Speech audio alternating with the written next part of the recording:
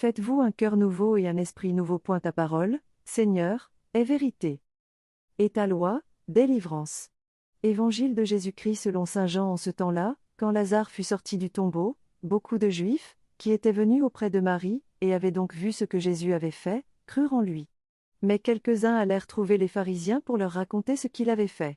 Les grands prêtres et les pharisiens réunirent donc le conseil suprême. Ils disaient, « Qu'allons-nous faire ? Cet homme accomplit un grand nombre de signes.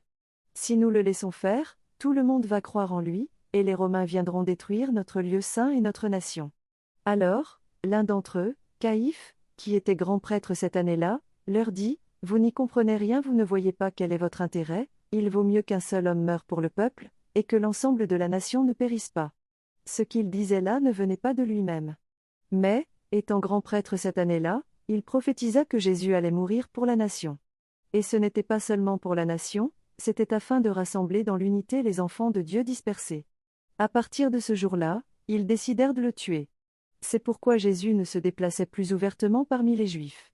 Il partit pour la région proche du désert, dans la ville d'Éphraïm où il séjourna avec ses disciples. Or, la Pâque juive était proche, et beaucoup montèrent de la campagne à Jérusalem pour se purifier avant la Pâque. Ils cherchaient Jésus et, dans le temple, ils se disaient entre eux, « Qu'en pensez-vous ?